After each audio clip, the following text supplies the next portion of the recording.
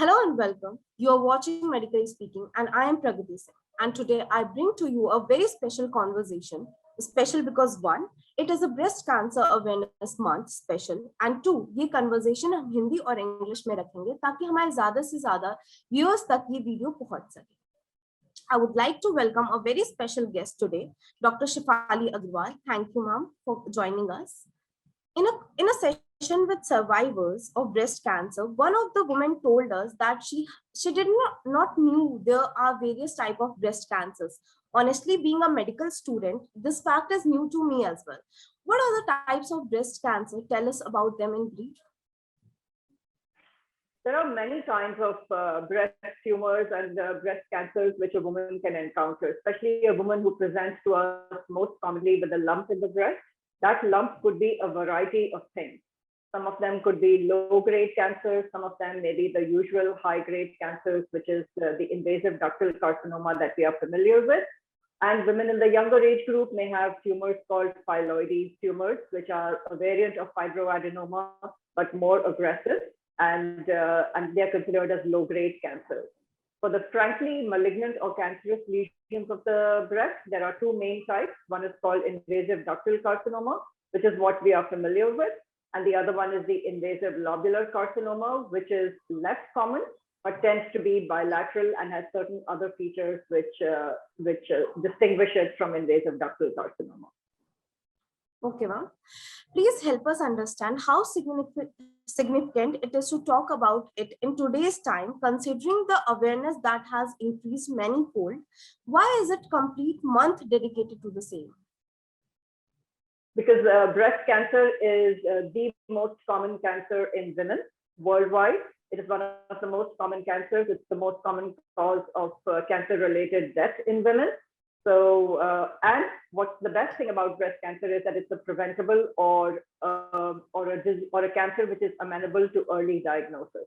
So there's an entire month devoted to it, so that there's increased awareness. People come forward to get themselves diagnosed early. There's conversation around it. There's less hesitation around these conversations, and we can improve survival and save the lives of many more women by making it a public health campaign.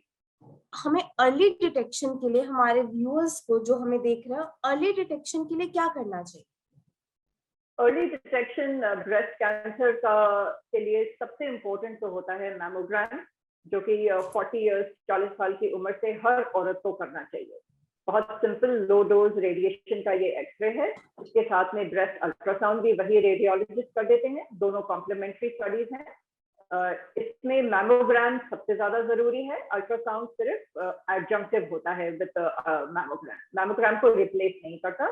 और इन दोनों modalities को अगर आप हर साल हर औरत करेगी starting at the age of 40, it is the best form of early detection, early diagnosis of breast cancer. उसमें ब्रेस्ट कैंसर छोटे साइज में भी डिटेक्ट होगा. आपको शायद कई औरतों को तो पता भी नहीं होता कि उनको कैंसर है, और मैमोग्राम में पिकअप हो जाता है. तो इससे बहुत जानें बचती हैं. जो औरतें मैमोग्राम कराती हैं रेगुलरली, उनका 25% ज्यादा सर्वाइवल और अर्ली डिटेक्शन होता है कंपेयर टू वो औरतें जो कि मैमोग्राम नहीं कराती.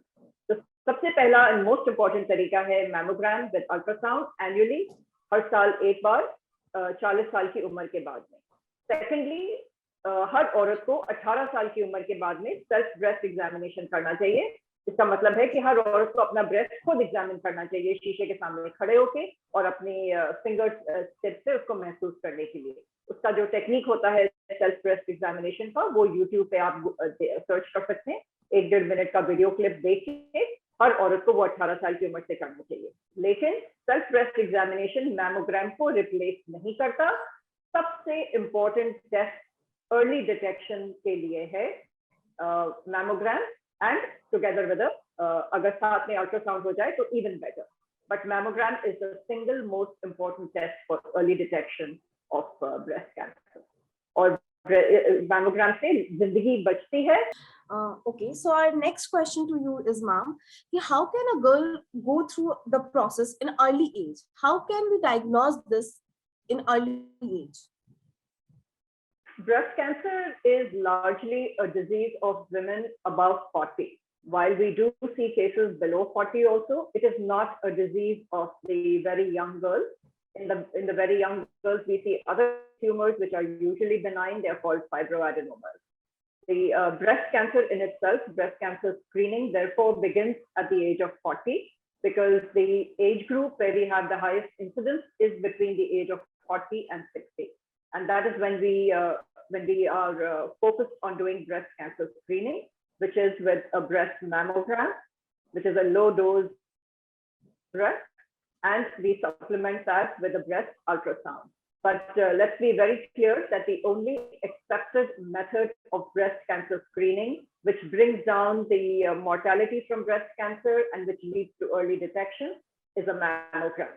Ultrasound is only a supplement to this mammogram. It does not replace a mammogram, and getting only a breast ultrasound is not an acceptable method of breast cancer screening. So breast cancer screening begins at the age of 40. It consists of a mammogram with a supplementary breast ultrasound done every year until the end of life. The upper limit is not defined, so it's to be done annually by every woman once she turns 40. As far as women below 40 are concerned, starting at the age of 18, every girl is advised to do a monthly self-breast examination, which is 5 days after her period. She stands in front of a mirror and she examines both the breasts. She looks for any asymmetry, any differences in the skin appearance, or any visible or palpable lump. The technique for self-breast examination can be found on YouTube. If you just type in a self-breast examination, there'll be several 1.5 minute videos. Every girl from the age of 18 should watch that and do a self-breast examination starting at the age of 18. But I also want to make it very clear, self-breast examination is not a screening method to replace mammograms. Mammograms at the age of 40 is the only acceptable screening method. Self-breast examination only increases the awareness of a woman about her breast. She becomes aware that she should look for changes. If there's a lump, she will find it early, and the hesitation around this conversation reduces. So self-breast examination is just a general awareness technique. It is not a screening method. Okay, point noted, ma'am. A lot of girls come with this question that my breast hurt even during periods. What do you say about this? What does it means? What it indicates? Premenstrual tenderness or pain in the breast is related to the period, where there's increased fluid retention. These are hormonal fluctuations, and that kind of discomfort or pain will usually subside a few days after the period is over. That is a normal process, and that is not something which we are concerned about. Most cancers tend to be painless lumps, but persistent pain at a focal point in the breast, which is persisting beyond several weeks and is unrelated to the breast, unrelated to the period, should be a cause for concern, and that should be evaluated by a breast cancer surgeon. Because sometimes breast cancer can present with breast pain. Okay, ma'am. And what is about mastectomy? Mastectomy is a kind of an operation which is done for the cure of breast cancer. Once the woman is diagnosed with breast cancer, there are usually two operations that we offer her. One is complete removal of the breast, which is called a total mastectomy, and the other one is a breast conservation surgery. In most cases, we are able to offer breast conservation surgery to the woman, and even if the cancer is advanced, we are able to shrink the tumor by giving chemotherapy and then offer her breast conservation surgery. So most women opt for breast conservation surgery because there's preservation of self-image, and it is cosmetically a far superior operation to having a total mastectomy, which is an operation dreaded by most women. So those are the two operations which we offer to the patient depending on the stage of her cancer and the choice of the patient, which operation she prefers. Okay. Talking about mastectomy, it is a term many do not know about, and those who are aware, they are certainly do not wish to hear it. What is this about, ma'am? If you could just simplify for the layman that a girl go through this fear of losing her breast during this process. Total mastectomy is the dreaded operation I think that you're asking about. That is the traditional operation which we used to do in the 1950s. That once a woman was diagnosed with breast cancer, The only option she had was to have a complete removal of the breast so that she could be cured and have normal survival. That era is now past. We rarely or we occasionally offer mastectomy depending on the extent of the tumor. And most women opt for breast conservation surgery, particularly if it's a stage 1 or a stage 2 cancer. And sometimes even in stage 3 cancer, women prefer to have breast conservation surgery, in which case we can shrink the tumor by giving chemotherapy and bring her and downstage her so that she becomes amenable to breast conservation surgery. There's a difference between the two operations is that in a total mastectomy, we will remove the entire breast, which is obviously cosmetically, it's a significantly inferior outcome to having a breast conservation surgery where the contour of the breast and most of the breast tissue is preserved, and self-image is much superior when it comes to breast conservation surgery. That being said, if the woman is not a candidate for breast conservation surgery because the tumor is advanced, it's multicentric, there are multiple foci of tumor in the breast, then we have to offer her a mastectomy to cure her from the cancer. Then she has the option of immediate plastic surgery reconstruction or a delayed reconstruction, which can be done after she has completed her cancer treatment.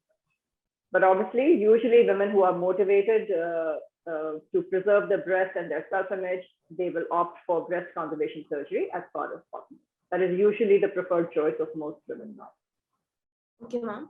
As we wrap up the conversation, what is your view to our viewers? My biggest recommendation to the general public is that don't hesitate to come forward. Do a self-breast examination. If you find any differences, any changes in the appearance of the breast, bloody nipple discharge, changes in the skin, if you feel a lump, if you have any suspicion, come forward, discuss it with your doctors. You can even see a breast cancer surgeon directly. And the second thing I advise all women is you must start having mammograms at the age of 40 and thereafter once a year for the rest of your life. That is the key factor which will save your life.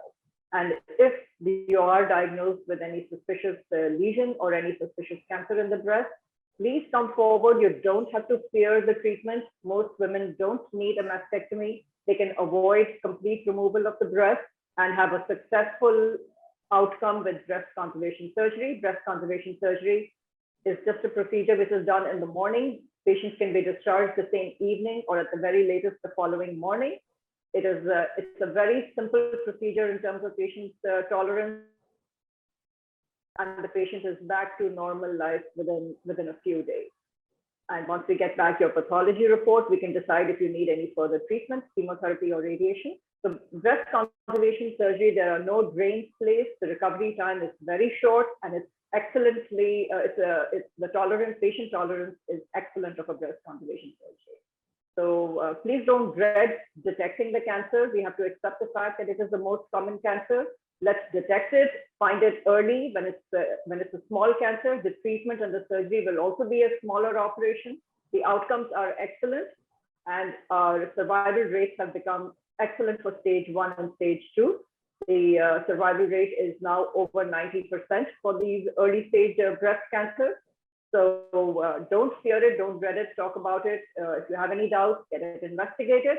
And even if you're asymptomatic, must have a mammogram every year starting at the age of 40. Surgical options क्या-क्या है जो आप लोग recommend करते हैं? ये बहुत अच्छा सवाल पूछा आपने। ट्रेडिशनली पुराना ऑपरेशन तो हर ब्रेस्ट कैंसर के लिए होता था कि पूरा ब्रेस्ट निकाल दिया जाए, जिसको टोटल मैस्टेक्टमी कहते हैं। बट ये हर औरत के दिल में बहुत दर्द उठा देता है। पूरा ब्रेस्ट निकालने का मतलब है डिसफिगरमेंट और बॉडी इमेज चेंज हो जाती है, और सब मोस्टली औरतें इस ऑपरेशन से घबराती हैं। अब द मोस्ट पॉपुलर ऑपरेशन, और जो कि बिल्कुल मैस्टेक्टमी के बराबर जिसके रिजल्ट्स हैं, उसको ब्रेस्ट कंजर्वेशन सर्जरी कहते हैं, जिसमें ब्रेस्ट हम बचा लेते हैं और कैंसर को एक नॉर्मल मार्जिन ऑफ टिश्यू देके कैंसर निकाल देते हैं। इसको ब्रेस्ट कंजर्वेशन सर्जरी कहते हैं। एंड मोस्ट वुमेन, ज्यादातर औरतें ब्रेस्ट कंजर्वेशन सर्जरी के लिए एलिजिबल होती हैं। उनमें हम ब्रेस्ट कंजर्वेशन सर्जरी कर सकते हैं। स्टेज 1 एंड स्टेज 2 में तो almost always breast conservation surgery के लायक होता है पेशेंट। अगर एडवांस स्टेज भी हो, स्टेज 3 भी हो, तो हम कीमोथेरेपी देके ट्यूमर को छोटा करके, श्रिंक करके, फिर उसको ब्रेस्ट कॉन्जर्वेशन सर्जरी के लिए एलिजिबल कर सकते हैं। तो अब औरतों के मन से मैस्टेक्टमी वाले शब्द का, उस ऑपरेशन का डर बिल्कुल निकल जाना चाहिए। उनके लिए बहुत ऑप्शंस हैं और ब्रेस्ट बचाने के ऑप्शंस हैं। उनको बिल्कुल भी इस ब्रेस्ट कैंसर के इलाज से डरना नहीं चाहिए। आपको कोई भी प्रॉब्लम महसूस होती है, निपल डिस्चार्ज है, लंप महसूस हो रहा है, डरिए मत। आप आइए, जल्दी आइए डॉक्टर ब्रेस्ट कैंसर सर्जन के पास में। आपका सक्सेसफुल इलाज होगा, ब्रेस्ट भी बचेगा और जान भी बचेगी। Thank you so much, ma'am. As it was really a hope-giving message to everyone. As a part of our month-long campaign, we really hope that it reaches down to each and every girl, and we also wish that we will be able to come together to fight against this deadly disease.